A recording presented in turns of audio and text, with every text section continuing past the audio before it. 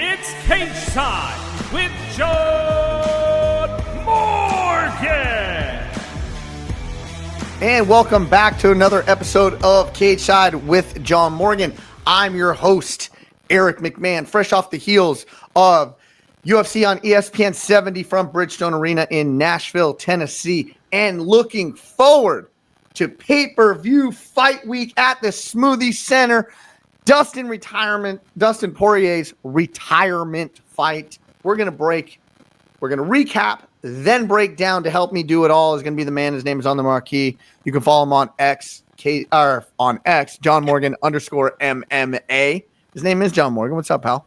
What's going on, man? Yeah, you know what's funny is anytime there's a UFC pay-per-view fight week, we get a little bit excited, right? The energy steps up a little bit. We start rubbing our hands together, anticipating the matchups, and we kind of just dive right into it. But normally on a UFC pay-per-view week, we're not coming off a week where my man Eric McMahon was inside the octagon. So we got to spend a little bit more time than normal, I think, recapping the event in Nashville because I got to watch you. I got to see you perform in there admirably, I might say. No issues on the night. And I see you hanging out with all the UFC elite over there. So, yes, while we got to talk about the UFC coming up and, of course, give a brief mention of CFFC this Friday night in Tampa as well. We'll get to all that. But I don't think we just leave this UFC behind without talking about your experience on the night. One, it was awesome.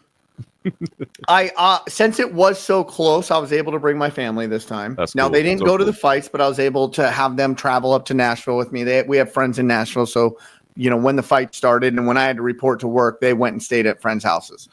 I don't recommend, though. Let's start here.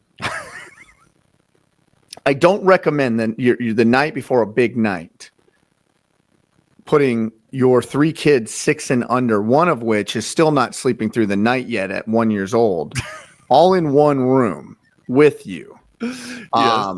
So that was a little. That's a lot going on. That's a lot going on. A lot going on that night. But it was really fun. Exactly what I was looking forward from my wife to experience, which luckily I've been able to experience, is the energy. The waking up in the morning of a fight day and the hotel is buzzing and the streets are buzzing. We take them down for breakfast. I take them down for breakfast in the lobby, and the judges and the refs are there and, the officials are there, a lot of people. And it's like, Eric, finally good to meet your wife and family. And everybody was fun. They got to experience it. It was great. That's so cool. I always tell people, if you're a fan of the UFC and it's in town and you can go hang out a little bit at the host hotel, you should do it. It's a cool opportunity. Don't necessarily, and as you well know, obviously you're not hanging out as a fan, you're being there working, but for anybody that's there, what I always say is don't necessarily expect to run into or meet the athletes that are on the card. You may, but obviously, man, they're in fight mode, man. They're in game mode. They're not necessarily there to hang out. I mean, we know the UFC athletes are kind and they'll probably take a moment, but they're busy. They're on a business week. But everybody around them, you know what I mean? There's just a whole, the camps, the teams, the training partners, and as you said, the judges, the refs, everybody. I mean, you get a chance to feel it. And even if you're not necessarily the picture taking or the hanging out in the meet, just experiencing the energy, man. It's just a whole bunch of people that have that same vibe that love this sport of MMA and are excited about the biggest show in the world coming to town, man. So it's cool that your family got to experience all that.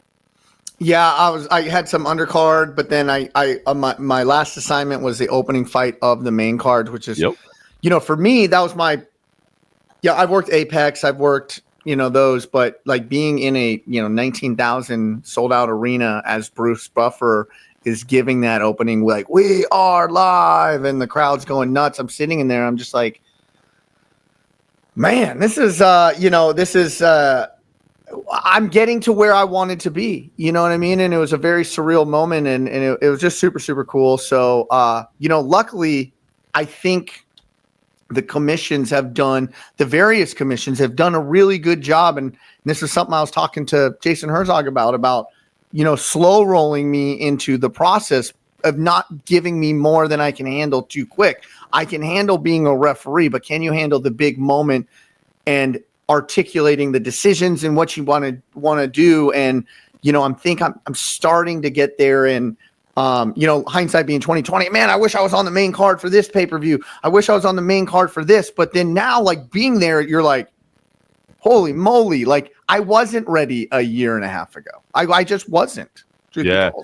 No, that's cool. I was super excited to see you on the main card because for a lot of people that might not know, like when the UFC goes around the country to different places, usually they'll involve, someone local from that area, but they'll keep them on the prelims. Let them get some reps, but not in the bright spotlight. So for them to give you that opportunity and the commission to give you that opportunity shows a lot of faith and trust in you, man. So it's cool that you've worked there. It's cool that you recognize that, right? Because it takes a lot of experience and a lot of reps to be calm and cool in those positions. I was thinking as you were talking about that, you are probably uniquely qualified, though, in the fact that you've been in busy arenas so much that you can not only soak it in a little bit, but you appreciate it, but also soak it in. Because I think a lot of people, and this goes fighters included, everybody, like they're trying to just keep their focus so much, they keep the blinders on that they don't take a second to soak it in. They don't take a second to really realize where they're standing and what's going on because they're so dialed in on the task at hand and what they had to do. But because you've been in packed, big arenas for so long in your career,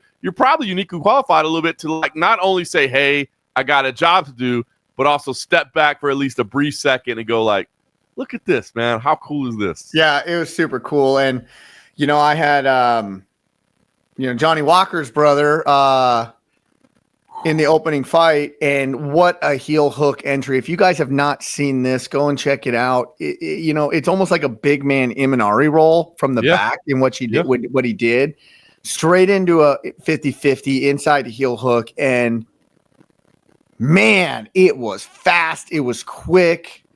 And it had Kennedy yelling, "Top!"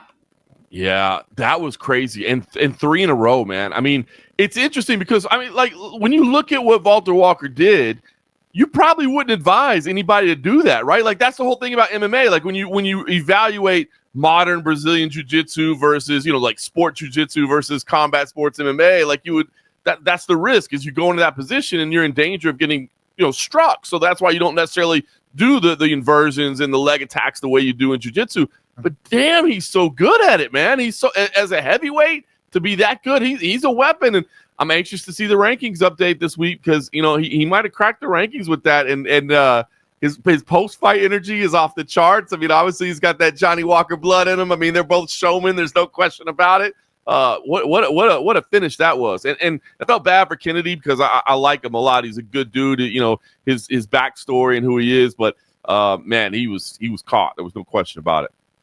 Yeah, it was almost like I was talking to somebody right after I got out of the stage, and I said, that was risky. I said, but he's got confidence. And I almost call it almost like a suicide drop, suplex, that if you don't get it, you are in a bad spot, and if you don't get that, you're in a bad spot. But he had confidence. He got it. Let's move to the main card, and let's move to the co-main and the main event, right? Because I think you had 2 ultra baby faces headlining both of them, Stephen Wonderboy Thompson. People just love that guy. And then you had the Black Beats Derrick Lewis, who is a bona fide superstar. This guy had this arena like the hinges were blowing off. Stephen Wonderboy Thompson and Bonfim put on. It was a great fight. It was a brutal cut, nasty cut on Stephen Wonderboy Thompson's shin. Let's just get down to it. What did you think about the decision? I didn't love it, if I'm being completely honest with you. I saw the judges' scorecards, and I thought, it all comes down to how you scored round 3, because I thought rounds 1 and 2 were scored perfectly right. Gabriel Bonfim wins round 1. He takes it on all 3 cards. Stephen Wonderboy Thompson wins round 2. He takes it on all 3 cards, despite that nasty cut on the shin, which was just, as you said, disgusting. But to me, it came down to round 3, and I agree, a close fight. I wouldn't go so far as to say robbery, but you had Mike Bell and Dave Torelli that had it for Gabriel Bonfim, and you had Rick Winter that had it for Wonderboy Thompson. So that was a split. And I'll be honest, I sided with Rick Winter watching it live, man. I thought Wonderboy did enough that he should have been granted the decision here. So if I'm being honest, I always hate to throw out that term like robbery or whatever. I mean, it's a close fight. It all comes down to the same round 3. And I just thought Steven did enough to win round 3. I tend to agree with you, but now I didn't watch it as a judge. I'm going to say that because I was, subconsciously pulling for Stephen Wonderboy Thompson, right? How do you not? Yeah. So, I'm watching it as a fan, but I tend to agree with you with the asterisk as I was not watching it as a judge. And here's where I agree with you on is, did Bonfim control more of the action against the fence, getting, somewhat of a takedown where Wonderboy Thompson would pop back up? Yes. But Wonderboy Thompson was still ripping kicks to the head. He was still he fought off. There was no damage. He took absolute no damage in that third. Right. And so for that reason, who was doing more effective striking? Wonderboy Thompson. Who was doing more effective grappling? I'm not even going to say it was effective for Bonfim because he was holding and up against the cage.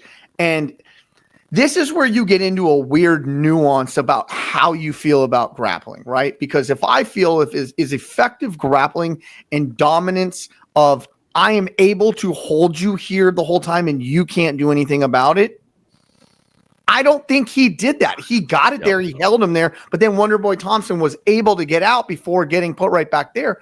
But the in-betweens, he's throwing head kicks. He's throwing strikes. And it just looked like Wonderboy was trying to win. Bonfim was trying to hold on. That's what it looked like to me. But again, I didn't watch it as a judge. No, I completely agree. And it's funny because as you were talking, I wanted to pull up the exact stats. If you didn't actually watch the 5 minutes of action and you literally just looked at the stats, the judges are spot on. Gabriel Bonfim had 10 significant strikes. Wonderboy had 7 significant strikes landed. 2 of 6 takedowns for Bonfim, 0 of 2 for Stephen Thompson, 2 minutes and 45 seconds of control. So if you're looking at it just from a pure kind of numerical standpoint and statistical standpoint, exactly what you said is right. So that's why I say I get it. I don't think this is a horrible decision, but I'm like you. To me, and I know there's a new definition of the scoring and everything that's going to be approved again this summer. Effective grappling to me, I agree. Effective grappling to me is like submission attempts. You know what I mean? It's like finishing maneuvers, not simply control. But I guess if you consider that, well, I don't want this guy to strike me, so if I control him, that's very effective because I'm keeping him from being able to strike because we know, no disrespect to Stephen Thompson, but we're not worried that we're going to hit the ground and he's going to submit me. We're worried that if we're standing at range, he's going to hit me with one of those sneaky head kicks and knock me out. So this is effective in the terms of I'm neutralizing him for being able to use his weapon. So, again, I do think it comes down to nuances. I'd love to have a discussion with the judges and see what they saw. I didn't think it was a horrible, awful decision, but I probably would have leaned towards Wonderboy. Also, given the caveat that there's no way in hell I wasn't cheering for Wonderboy as well, because Gabriel Bonfim is nasty. I mean, I think we said it going in, respect to Stephen Thompson for even signing up for fights like this. To be able to say that, that dude, the latest killer, I'm not on the roster just to collect a paycheck. I'm here to still be fighting the best of the best. Much respect. So I do wonder how that exactly impacted me as well, because I think I was cheering for Wonderboy a little bit on the inside. Yep. And how could you not, right? So let's move to the main event. Can we say Derrick Lewis, the Black Beast, Derrick Lewis, is an ultimate babyface? Come on, man is an absolute star, and I don't even know what people love more: what he does during the fight or what he does after the fight. Man, we'll get there. We'll get there. he is just.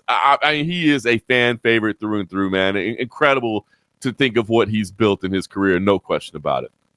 I mean, just the energy of the energy that his calm demeanor, even walking, brings with it. He's got an amazing song to walk out, Fat Pat, Trunks be be popping.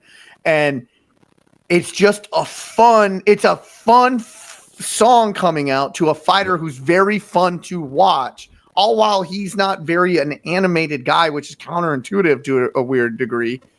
But let's get into the fight. He's taking on Teixeira, who is 8-0, 8 first-round finishes against Derrick Lewis, who, let's be honest, in the twilight of his career, can he make one last run at it? He's got the profile to, let's be honest. But he was a minus, I think, 260 dog at bell time. Crazy. And, I was sitting at the replay booth of the fight, for that fight, and I mean the energy was off the charts, and it took 36 seconds for it all to be done. Chaos. I mean, under a minute of absolute chaos, right? It's funny because, and I think we'll have to get into the exact stoppage itself, but it was interesting because Thompson Teixeira, as you said, big, tall, huge opponent. 6'7", 6'7", finishing everybody in the first round. Dangerous, no question about it. I was surprised to see Derrick Lewis as a dog, but I get it, right? He's getting up there in age, and he's not necessarily the most well-rounded athlete on the roster. He brings insane power. But I don't know if you had a chance to watch the face-offs on Friday. And again, I will wholeheartedly say I cheer for Derrick Lewis on the inside and maybe even on the outside every single time he steps in there. I'm a Derrick Lewis fan. How can you not be, man? You cover somebody this long, that guy makes it entertaining. But at the face-offs, Derrick, I don't think Derrick always loves the idea of fighting, right? I don't think he loves this job, that this is how he makes his money, because it's tough. You know what I mean? It's a tough thing to put yourself through. But when Towson kind of ducked down and got in his face and was giving him this smile, just a disrespectful smile at the face-offs, that's when I did think, I was like, oh, you just tapped into the Black Beast right there. Like, Derrick is going to win this fight, man. Derrick is going to fight. But, again, heavyweights, big boys throwing down, you never know what's going to happen. And we saw a lot in a very short period of time. A punch that wasn't an eye poke. Was Derrick playing a little bit? It wasn't an eye poke. It looked like a knuckle just landed clean to the eye. But, was he playing it up, or was it really bothering him? And then that crazy, chaotic scramble that I think everybody's talking about. And, was the stoppage just? Was it not? And there was a lot going on there. You had a cage side seat for it. So I'm going to say I don't have a problem with the stoppage. Okay, let's just get into it. I don't have a problem with the stoppage. I know most people do. Right. I understand that. There's a few things that I need to make explicitly clear, and I think people will then recognize it's a good stoppage. One, Derrick Lewis hits like a freight train. Teixeira cannot see where these punches are coming from. He's getting hit blindly. Okay? So let's recap. Miss, left hook connects, drops him. Derrick Lewis comes in for a 187, raining down a punch. Thank goodness for Teixeira, it didn't connect cleanly, because it may have done some serious damage if it did. He bellies himself down, and this is where the succession of massive punches come, okay? Now, Teixeira then is not tracking any of these punches. He cannot see where he's coming. So what he grabs the fence. Oh, but he doesn't just grab the fence with one hand. He grabs the fence with one hand, pulls himself up to his knees, grabs with the other one, pulls himself up to his feet. Okay? All while massive shots are coming at him. And he gets hit and I saw it three very, very, very. Now, a lot hit the head and a lot hit the shoulder and glanced and were hitting the head. But then I did see he took three massive shots. Let's not forget, okay, what number one, the ref's primary job is, other than calling balls and strikes, is the safety of the fighter. Yes. Number two, we had two very egregious fouls happen in that time period. And number three, he can't track where these punches are coming from because he's facing away from Derrick. Oh, there's one more. Number four, he would not have been able to turn around had Jason Herzog not jumped in and stopped the fight. Yes. Everybody's like, oh, he was turning around. No, he wasn't turning around. Derrick Lewis left the scene of the crime because Jason Herzog got in between them and stopped the fight, which then Teixeira was able to turn around at that point. 100%. I think those need to be recognized. So visually and optically, it didn't look good because he turned around right away and protested the stoppage. But we need to understand what preceded all of this. Yeah, you lay it out perfectly, and it's exactly what I thought at home. Watching the stoppage, you realize that people are going to complain about it. It happens a lot. Anytime fights are stopped with somebody on their feet, you usually hear somebody complain about it. But you hit on so many key points there. Number one is, unless you have been cage side for a Derrick Lewis fight, you do not understand. It does not translate exactly through the television. I mean, yes, he's a big guy, and yes, he throws with power. Until you've sat there and heard the impact of those shots, you do not understand how hard he is landing. But I love what you said, and it's so true. Like, we talk about that as well, and I think this is such an important aspect, too, of are you tracking the opponent? Even if you're knocked down, right? Are my eyes looking in the right place? Am I tracking? Am I trying to defend themselves? He wasn't. His back was completely to him. And I thought the greatest replay of it and the greatest angle of it was when they showed off to the side. It was literally from Jason Herzog's perspective. And you can see Taliesin Teixeira's head just spinning from those shots as he's facing the wrong way. So, to be honest with you, I think you nailed it, that optically it didn't look like the best stoppage. But what was to be gained by allowing that to continue, right? Like, I guess the best scenario would be you stop it right there and you deduct probably two points. I mean, do you deduct two, if you are stopping it and calling it, I mean, 2 cage grabs completely change. You're only on your feet because you grabbed the fence twice and literally walked yourself back up. So maybe only a point. I guess 2 points would be too severe because as I'm talking about it, I'm thinking about it. That didn't affect Derrick Lewis's meter of health. Exactly, right? It significantly impacted the fight, so it's definitely a point deduction. Like, that's not a warning. If you're going to stop it and restart it,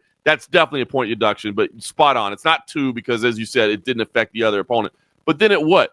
So I take a wobbled guy and reset him and let him just get absolutely murked by Derrick Lewis. It already dropped him and hit him. So I thought I felt bad. It was one of those stoppages to me. It's one of those just weird ones. You know what I mean? Where it's like it doesn't look perfect. It's not clean. Like, there is room for interpretation. But if you really break it all down the way you did, it's not a bad stoppage. It's, optically it didn't look amazing, but it's not a terrible stoppage by any stretch. You have to go always to the question of, people that think it was a bad stoppage. And I got a bunch of texts that message.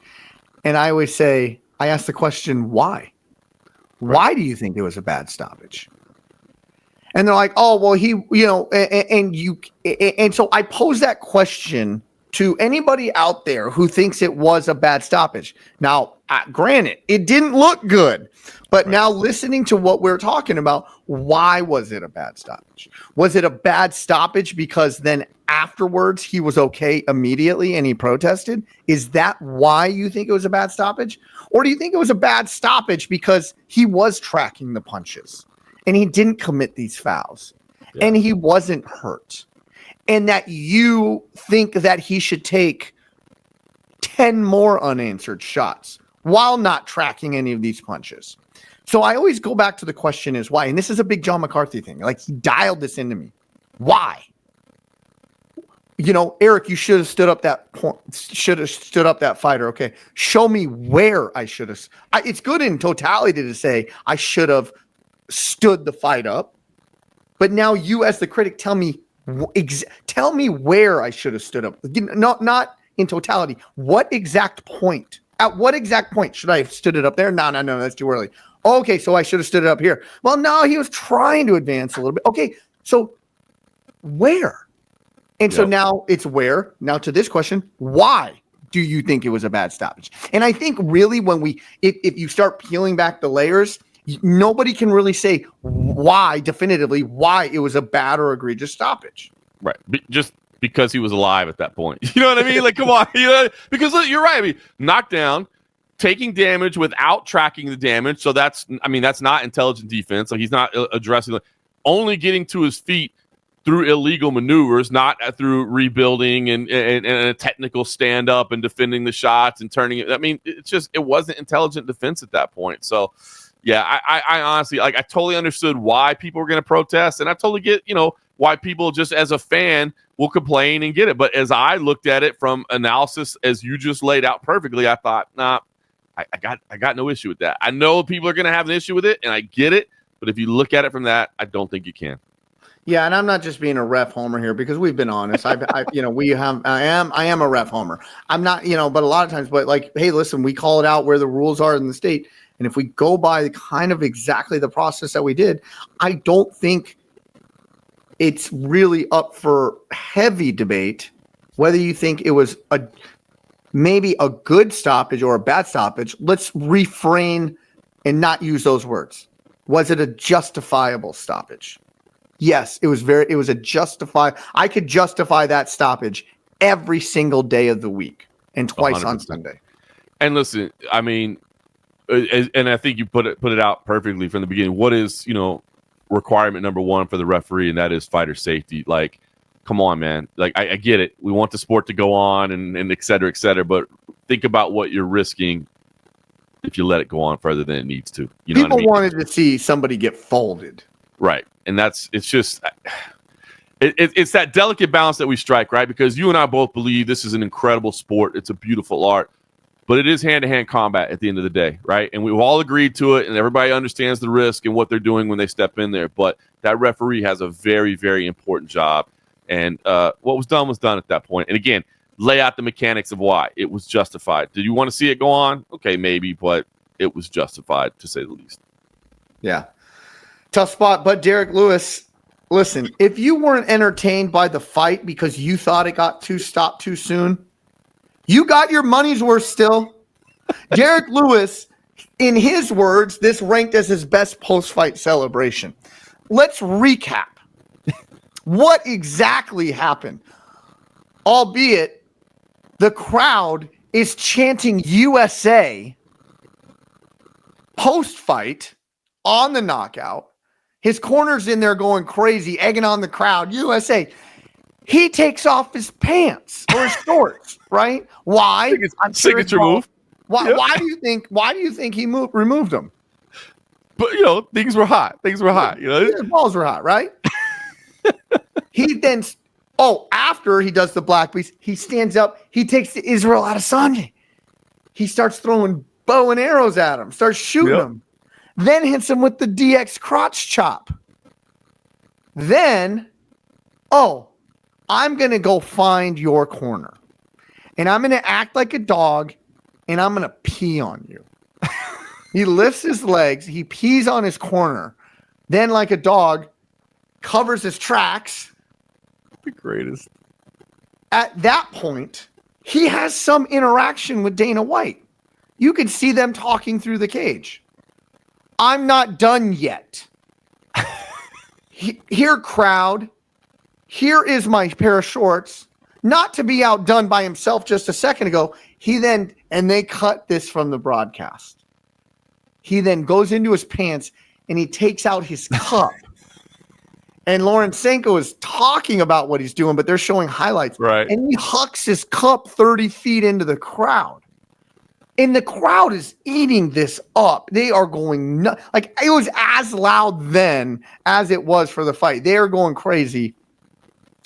And Derrick Lewis then gets handed a telephone. Who he's on the phone with, we have no idea. Jason Herzog raises his hand as Bruce Buffer is reading the official end of the bout by TKO. Derrick Lewis, he's looking nonchalant while on the phone. Everybody's thinking, what the hell is he doing? He's on the phone. Thank goodness Daniel Cormier comes into the cage and says, you were just on the phone with the President of the United States. How crazy is that? I mean, everything that he did from start to finish. Now, I will say this. The throwing the cup into the crowd, I don't know what you're supposed like. You don't take that home, right? Like, if that lands in your section, you just leave that on the floor, right? Like, you don't take that. That's the only one I don't like. The rest of it was incredible. And he mooned the crowd at one point. And he mooned the crowd as well. I saw, you talked about the Israel Adesanya, like, obviously the Israel Adesanya, Alex Pereira shooting the bow and arrow. Obviously, Israel Adesanya early in his career came in and did the dog hike on the ring post to mark his territory. I saw Israel Adesanya on social media like repost the clip of those highlights and just saying, "Go get yours, my man. I'm a fan. Like, what's up? That's awesome." Showing some respect. But Derrick Lewis is a star, man. He's an absolute superstar, and it's funny because he's a man of few words. I mean, you didn't even get to the point where they asked him who was next. he just said, I felt like I was dominating the moment, and so I was leaving some to you. Oh man, ask him who's next. He says, I haven't seen my wife in 2 weeks, so like she's next, and it's gonna be a lot of ground and pound. I mean, just everything. It's funny because Derrick is such a man of few words, right? Like he doesn't give long quotes, long sentences, elaborate answers, but everything is just so on point and hilarious and funny. And I mean, Derrick Lewis is he the most talented mixed martial artist on the UFC roster? No, he's not. You know what I mean? He's a one-trick pony. It's just a damn good trick. But he is an absolute superstar of the sport, man. And you sign up when he's fighting, you sign. He's one of those guys. I'm not going to miss a Derrick Lewis fight. So, listen, you talked about, does he have one run left in him? Maybe. You know what I mean? Because this sport, MMA, is not necessarily all about rankings. It's not the NBA where everybody plays an 82-game season and then you get your seeds and then you go into the playoffs and you play series based on those rankings and whoever advances moves on. No, you're in there trying to put on the fights that people want to see. And, if the UFC were to come out and be like, you know what? Tom Aspinall has already faced a lot of these top contenders right now, and it turns out that Cyril Gane is busy or he's shooting a movie or something else or whatever reason. I mean, if they wanted to do Derrick Lewis and Tom Aspinall on the White House lawn next July, who's not going to sign up for that? You know what I mean? So, like, nothing is out of the realm of possibility. You take it right now. Buy the tickets. You know what I mean? Come on. So, man, I love Derrick Lewis, man. This was take everything, the discussion about the stoppage aside. I mean, his performance afterwards was incredible. And as you said, I mean, I could sense it just watching on TV. So I imagine you being in the building. That arena was absolutely electric for Derrick Lewis. He is a superstar. He's a superstar. Let's look forward ahead to an arena that's probably going to be. Before we, I just want to mention Fatima Kline real quick. Can we mention Fatima Kline before we look forward? I just got to give her some love. Former CFFC double champ. Everybody around our parts has been so high on her, and man, I thought this performance was incredible. And for her to take home a bonus check, vicious finish, as you were saying, like Seth was going to the body the whole time, going to the body, and then came up high with the high kick. So I just wanted to give her a little special love. I got that CFFC love. That was incredible. And let me give I just got to give one other quick shout out as well. Lauren Murphy. Lauren Murphy is a legend of a human being. Her story is incredible. She came up short on the night, but we talked about like maybe cheering inside a little bit, like when she had that guillotine locked up in the third round. No disrespect to Eduardo Mora, but I'll be honest, I was cheering a little bit for Lauren Murphy. But I loved her post-fight speech as well. And she's like, who do I think? I'm thanking myself for coming out and putting in all this work and doing it. So definitely want to look forward to this weekend in New Orleans, but I just had to give a shout out to those two particularly. No, yeah, Fatima Kline head kick and follow-up punches was a little scary, like in the immediate aftermath. And honestly, what's great? What's great about that performance is I mean, honestly, her grappling is better than her striking. But the fact that she's willing to go out there and strike like that and to show that that's where her game has evolved at this point. And on her 25th birthday as well, she's so young, she's so good. Yeah. Again, I'm in the same way that you might be a referee homer, I'm definitely a CFFC homer. There's no doubt about that. But I was cheering for Fatima Kline, and man, she showed how damn good she is. So that was an incredible performance. All right, Smoothie King Arena this weekend. UFC 318, a card built entirely for and around Dustin the Diamond Poirier as he takes on in his third fight with this man, Max Blessed Holloway. Now, Dustin does own a 2-0 advantage on him, but does that matter? Hell no. It's Max Holloway. Now coming off, a fight that, let's just go back. I always bring everything back to the Justin Gaethje fight, right? Yeah. I don't think he should have went back down to 45 after that. I would agree. I would absolutely agree. I mean, I understand there was a title on the line, but come on, man. You just knocked out the most dangerous dude in the game, especially the division, after dominating. It wasn't like it was a Hail Mary come from behind performance. It was just an exclamation point on an incredible performance. So I agree. I think that was a bad decision to go back to 45. I get why you do it. Gold's on the line. You want to be there, but I don't think it was necessary. Have you seen the odds on this? I haven't. Look them up. Uh-oh. Oh, wait, no, don't look them up. Don't look it up. What do you think the line is? Dustin Poirier is 2-0. He's fighting at home. It's his retirement fight, but people have love for Max Holloway as well. But you got to make Poirier is the favorite, minus 160. Max Holloway minus 118 with the comeback. Dustin Poirier at minus 102. Okay, so damn near pick him at this point. But they're giving the slight edge to Max Holloway, which is somewhat surprising based off of coming off a knockout loss. Yeah, it really is. And you're talking about,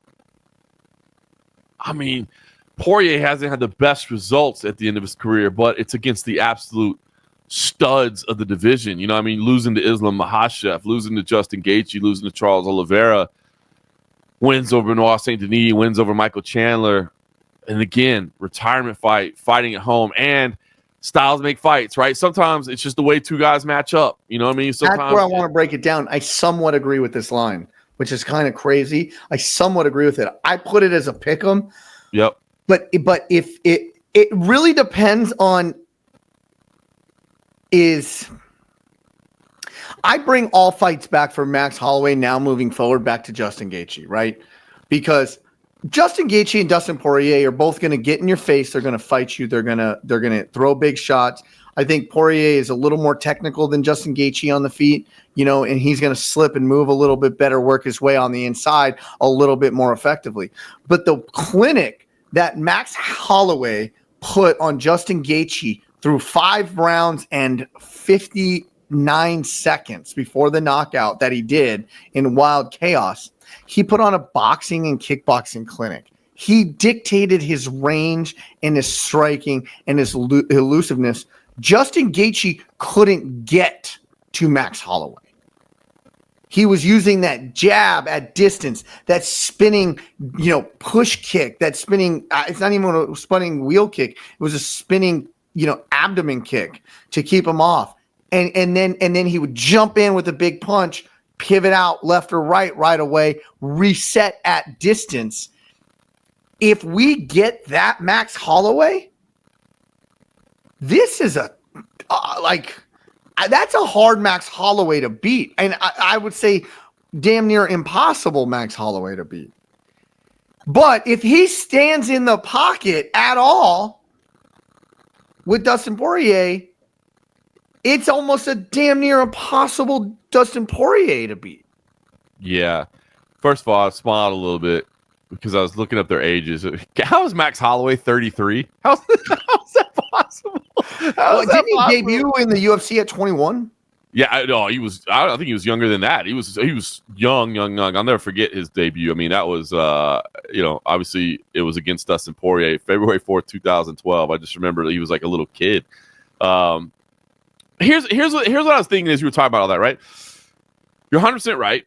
But I wonder, does Dustin Poirier at least give you a little bit more to think about, right? Like if you're Max Holloway and you're going, and if you're anybody and you're going in there against Justin Gaethje, you know what you're in for, right? Like you got to put yourself through fire. You got to put yourself through hell. You're about to be put into a meat grinder, a blender of striking, right? But Dustin Poirier does at least, because we know how much that changes everything, right? Does Dustin Poirier's ability to grapple make you at least think a little bit? Does it make you slow down your stance a little? Because you talked about, right, if you're in that movement, but if you're not having to worry at all, what's my hand positioning? Because I got to think he might shoot on me, or I got to worry that he's going to press me and he's going to clinch me. Does he at least give you a couple more things to think about? So that's one thing where I would say that while there's so many similarities between fighting a Dustin Poirier and fighting a Justin Gaethje, I feel like Dustin Poirier gives you more things to think about and might, not that you're going to short circuit the Max Holloway computer, right? Because that man's been in there for his entire life. Like he processes everything as quickly as anybody, but maybe he gives you a little bit more to think about and changes your flow up a little bit. And then I will say as well, and again, it's an intangible, but is there a little something about Dustin Poirier in his retirement fight in New Orleans, Louisiana? Not that Max Holloway is going to be intimidated or he's going to be upset at all, but it just kind of bolsters a little bit. It gives you that little bit extra adrenaline shot, that little bit extra of energy, that little bit extra of, wherever I'm in a bad spot, like I'm getting out of this spot, all those things. Does that maybe at least bring it back more to a pick 'em for you, or do you still feel like, Holloway's the rightful favorite? Well, I put it as a pick pick 'em. Like, I have no idea how to call this fight. I'm just laying out the two scenarios that I see are the realistic scenarios. If Max Holloway can keep this at range and do exactly what he did, maybe not in the devastating manner because he hurt Gaethje right in the first round, smashed his nose. Yep. But if he can employ that style, I think it's very tough. He is going to be very tough to beat in this fight. Yeah, but historically, Dustin Poirier is that guy who can and does have the ability to weed through that. In almost every opponent he fights, he eventually gets to his range where he wants it, and then he starts blasting on you. And he starts blasting on you heavy, but very technically. And that's why he's so fun to watch. Now, is he going to give you anything different? I don't think so. I see this fight going one way. I don't see Max Holloway putting him up against the cage or him putting up Holloway against the cage. I don't see either of those situations. I don't see Dustin Poirier going for a takedown. I think he feints a lot, but that's what he feints a lot. Might feint that to get to his range. But I think Holloway's a vet enough not to fall for any of that, and I don't think Holloway is scared to go to the ground with him at all. So I don't think that's gonna affect anything. The fight is, can Justin Gaethje close the distance? Mm-hmm. And he has to do it within 2.5 rounds. I think it's very doable because I've seen him being like, I don't think he's going to be able to close the distance. And sure as shit, he closes the distance within 30 seconds because he has this ability to just walk people down while fixing his shorts and his hair simultaneously. I will tell you, what's coming when he hikes the shorts up and fixes the hair. You know what's coming next, man. I love this fight, man. It's a great fight, man. It really is. And I was watching the countdown last night, man. I encourage anybody that doesn't, maybe you've been watching UFC Countdown for years and you just don't take the time to do it anymore because you feel like you've seen them all, or maybe it's just go watch this one. It's literally the entire episode is just about this fight. They don't even bother talking about other fights. It's literally just storytelling about this fight. These two legends of the game, man. I mean, two of not only the best to ever do it, but two of the most beloved to ever do it as well. I mean, two guys that are superstars of the sport, respected, loved, great men, great leaders in their community, and badasses that just absolutely go out there and scrap, man. So I love this fight, man. It's going to be so entertaining on Saturday night. And again, for it to be Dustin Poirier's retirement, just what he's been able to accomplish in his career is incredible. And the way he's carried himself and the way he's handled himself, it's unbelievable. The man is an absolute legend, and it's going to be fun. That's the great thing about a fight like this, right? I mean, yes, there's a BMF title on the line, but the bottom line is, like, we don't have to talk about stakes. We don't have to talk about what it means. We're not talking about none of that. It's just like, bro, what's going to be fun is these two dudes going in there and throwing down. Like, these are fights that you just absolutely live for. It's going to be fantastic. I was about to say I feel bad for the crowd that's going to be in attendance that night, but one, I don't feel bad for them. They get to watch this fight live. Yeah. Yep. But obviously, everybody in this arena is coming to watch Dustin Poirier in his home state of Louisiana. Do you think anybody's actually going to, because it's subconsciously you cheer for your guy, you boo for the other guy. How are you going to boo Max Holloway? Or do you think you just abstain from cheering when you see him and only cheer for Dustin Poirier? It's actually very, very interesting, right? Because, like, if you're booing Max Holloway, like, if you're born and bred Louisiana native, this is your guy. I mean, if you're Dustin Poirier's family in the crowd, you know what I mean? If you're booing Max Holloway, you're doing it with a smile on your face and kind of laughing at yourself, going like, I'm just playing a role right now. Like you're definitely like just pro wrestling, booing the heel because you're supposed to, right? Booing the guy because you can't boo Max Holloway. So yeah, I think the proper call is to just abstain, just to stay silent. Maybe if you want to turn your back to the crowd to the octagon for a second because you just can't participate, you can't partake. But if you're booing, you're booing while you're laughing at yourself on the inside, and you understand exactly what you're doing because Max Holloway is an absolute legend of the sport too, man. Yeah, I think maybe it's just like WrestleMania back in the day when Hogan and Warrior, champion versus champion, two baby faces collide, and you just had people cheering for Hogan. You had people cheering for Warrior, but nobody was booing the other. But I don't see anybody cheering and chanting for Holloway in this fight other than his wife and kids that will probably he brings to him Cageside all the time. But what a weird predicament as a fan to be in. It is a weird. I hadn't thought about that at all, but you're 100% right. Now I'm going to be dialed into that reaction and see what it is because, yeah, it's just two legends of the game. Like, you can't cheer against either one of these dudes no matter who you are. Like, even Max Holloway is a Dustin Poirier fan, and even Dustin Poirier is a Max Holloway fan. You know what I mean? Like, these are literally, as the phrase goes, your favorite fighter's favorite fighter. Like, these are the guys you want to tune in and watch fight. If you're a fan of MMA, you're a fan of both these guys, and they're going to go out there and scrap. And I love that line from Max Holloway as well. He's like, hey, man, he took my undefeated record. He took my 13-fight win streak. I'm taking his retirement fight from him. I mean, it's going to be – I didn't see that. Oh, yeah, it was a great line. I was like, that's beautiful. It's going to be nothing but love from these two, man. It's going to be nothing but love and respect between these two. It's not going to be hard. But these are the best kind, right? Where it's like, I don't have to dislike you. I don't have to try and disrespect you. But we're going to go toe-to-toe as soon as we get out there. Like, we're putting everything on the line. So, man, it's going to be hard to beat somebody 3 times in a row, too. It is difficult, especially at that level, right? I mean, you're talking about a very, very long time, a very different span. But you're right, man. It is tough. At some point, do the miles catch up? Does the time? You don't know. Does something change? So it's a big one. I look. I think about. I'm picking Dustin Poirier. I mean, I hadn't seen the line, and I laid it out that I thought he'd be a slight favorite, and he's not. I think I'm picking Dustin Poirier, but look, I'll just lay it out there too, man. And when it comes to homering and liking guys, I mean, I've literally been cage side for this guy's entire career at the highest level. I mean, both these guys, you know what I mean? And I love this fight, but I in Dustin Poirier's retirement fight, I think I'm just pulling for him a little bit on the inside.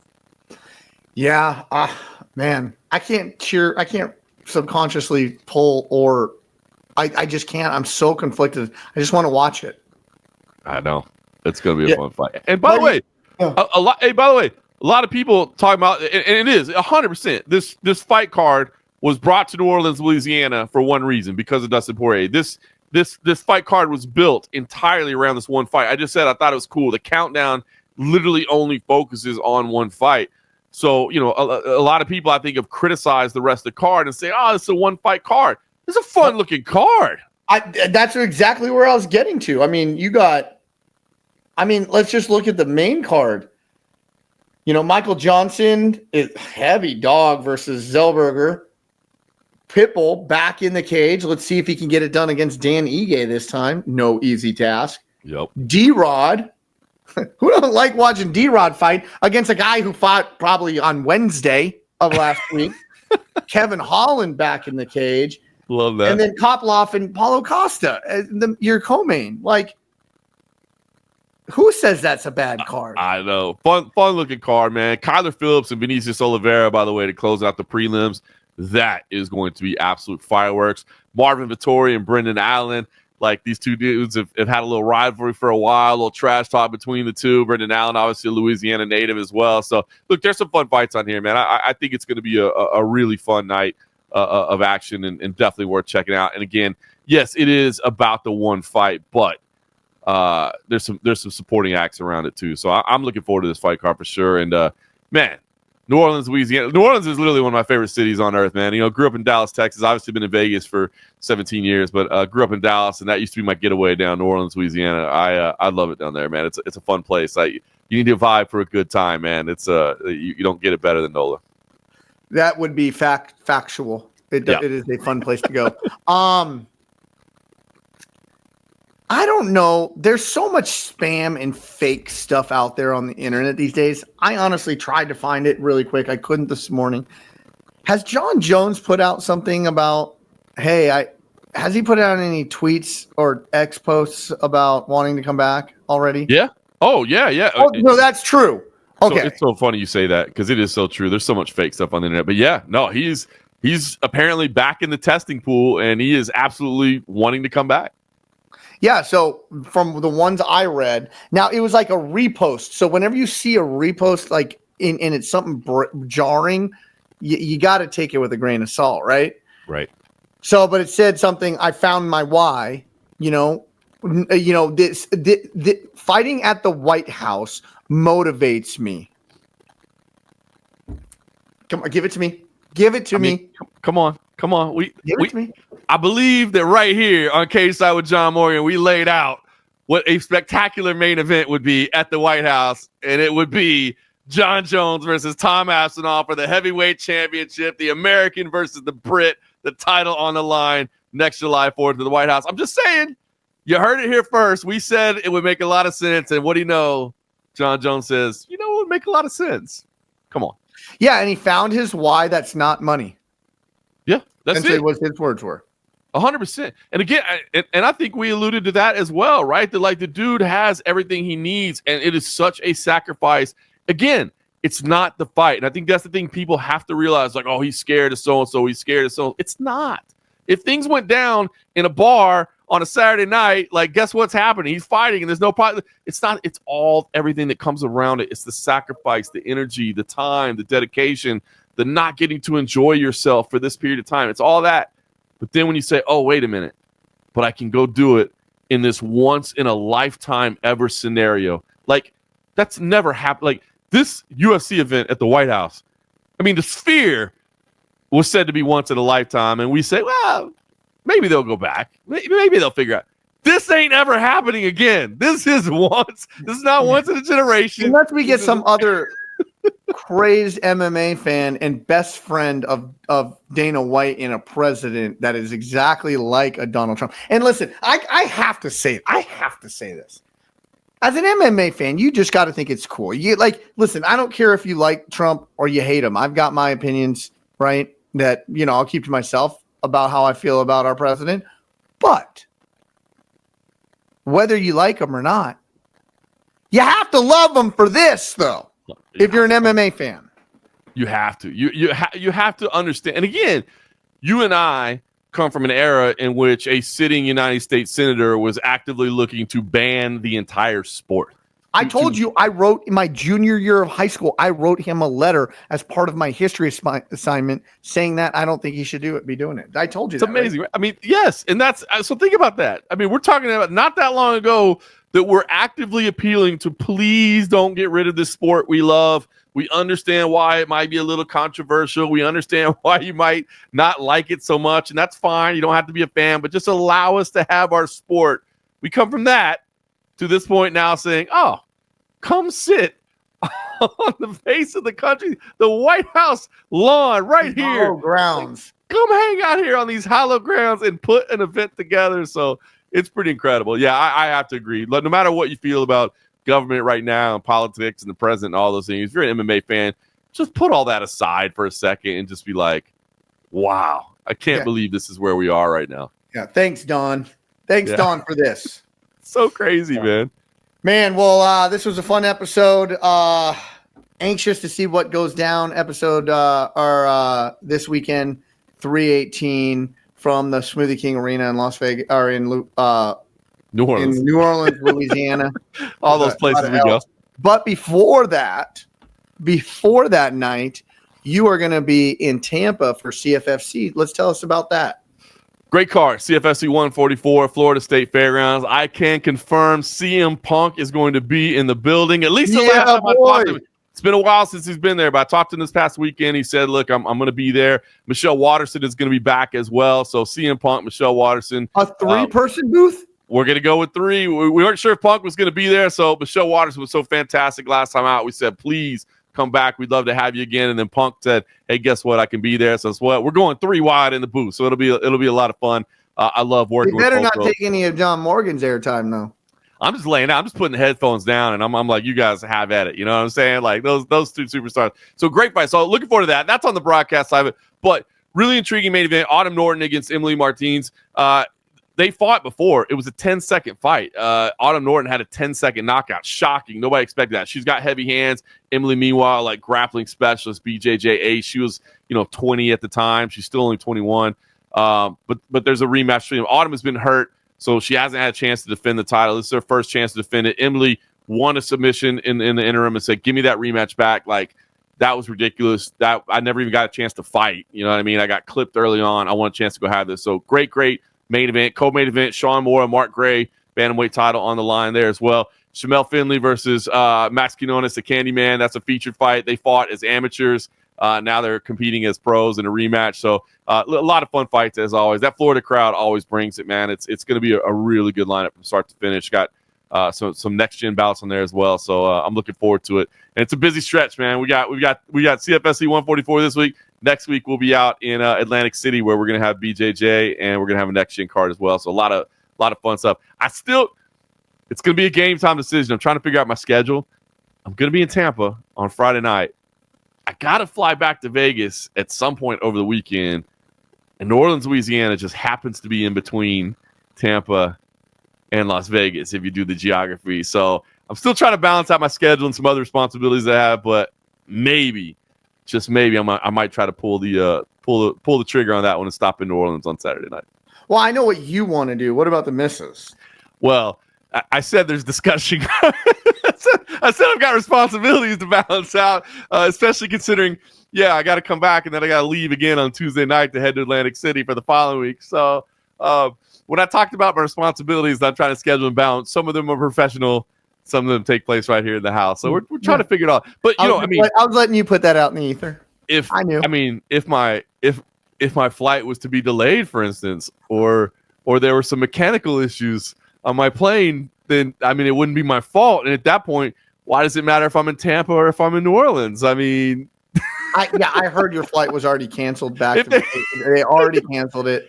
It is bizarre. It's bizarre. 6 days from now, you know what? They didn't cancel it. They rerouted you. They rerouted me. Yeah. What are you gonna do? What are you gonna do? You know what I mean? I got rerouted. Yeah, man. Well, good stuff. Looking forward to that to CFFC on Friday night, man. It's always such a fun card that you guys put on, and it's getting better and better. Yes, since sir. You're now in the full-time mix over there. Then we have 318 from the Smoothie Center to look forward to the next night. With that being said, for John Morgan, I'm Eric McMahon. Enjoy the fights.